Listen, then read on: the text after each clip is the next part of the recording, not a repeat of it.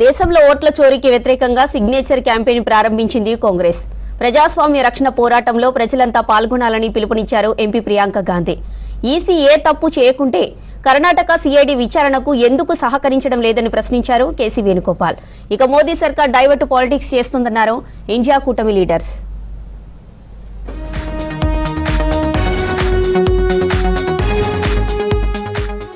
దేశవ్యాప్తంగా BJP EC ఓట్ల చోరీపై కాంగ్రెస్ పోరాటం కొనసాగుతుందన్నారు ఆ పార్టీ ప్రధాన కార్యదర్శి ఎంపీ ప్రియాంక గాంధీ. ఒక వ్యక్తి ఒక ఓటు అనే ప్రజాస్వామ్య సూత్రాన్ని రక్షించడమే కాంగ్రెస్ లక్ష్యమన్నారు. దీనికోసం ఓట్ చోరీ సిగ్నేచర్ క్యాంపెయిన్ ప్రారంభిస్తున్నట్లు చెప్పారు. దేశ ప్రజలంతా ఈ క్యాంపెయిన్ లో పాల్గొనాలని కోరారు. ఈ క్యాంపెయిన్ లో ప్రతి పౌరుడు చేసే సంతకం ఓట్లాగే ఎంతో ముఖ్యమైందన్నారు. శక్తివంతమైన ప్రజాస్వామ్య వ్యవస్థను రక్షించడానికి జరిగే పోరాటంలో అంతా పాల్గొనాలని పిలుపునిచ్చారు Priyanka Gandhi. I urge all of you to join our Vote Chori signature campaign. Just as every vote counts, every signature counts, every one of your voice standing up for democracy, standing up for the constitutional values which we are fighting for our constitution counts. Coffee రైతుల సమస్యలపై పార్లమెంటులో పోరాడతామన్నారు MP Priyanka Gandhi. Congress అగ్రనేత సోనియా గాంధీతో కలిసి కేరళలోని వయనాడ్లో పర్యటించారు. కల్పెటలోని చుండలేలో ఉన్న ప్రాంతీయ కాఫీ పరిశోధనా కేంద్రాన్ని సందర్శించారు. ఈ సందర్భంగా రైతులను కలిసి వారి సమస్యలు అడిగి తెలుసుకున్నారు. కాఫీ పంట లాభసాటిగా మారేందుకు సహకరిస్తామని హామీ ఇచ్చారు కాంగ్రెస్ నేతలు. I had a very interesting meeting, not just with Coffee Board but also with other farmers who are involved in coffee farming, and we discussed all the difficulties they have and all the things that they would like me to do to support them, and I have assured them that I will take up their issues in parliament and with the relevant ministries etc, and I will help them. దేశంలో పెద్ద ఎత్తున ఓట్ల చోరీ జరిగిందన్నారు Congress MP KC Venugopal. ఓట్ల దొంగలను ఎన్నికల సంఘం కాపాడుతోందని ఆరోపించారు. ఈసీ ఎలాంటి తప్పు చేయకుంటే కర్ణాటక ప్రభుత్వం ఏర్పాటు చేసిన సిఐడి విచారణకు ఎందుకు సహకరించడం లేదని ప్రశ్నించారు. ప్రతిపక్షానికి ఓటు వేసే దళిత, ఓబీసీ, ఆదివాసీ, మైనారిటీల ఓట్లు కుట్ర ప్రకారం తొలగిస్తున్నట్లు చెప్పారు కేసీ వేణుగోపాల్.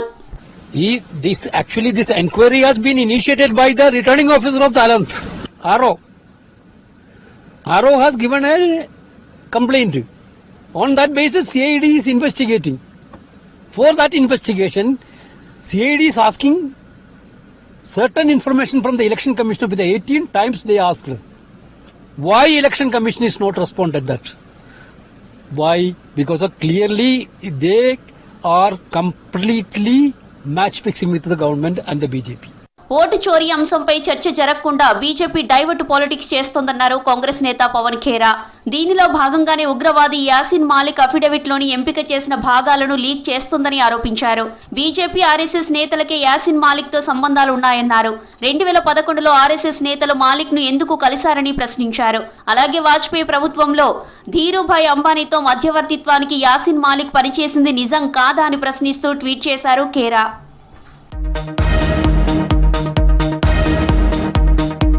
హిండెన్బర్గ్ కేసులో అదానీ గ్రూప్ కు సెబీ క్లీన్ చిట్ ఇవ్వడాన్ని తప్పుపట్టారు సిపిఐ ప్రధాన కార్యదర్శి డి రాజా.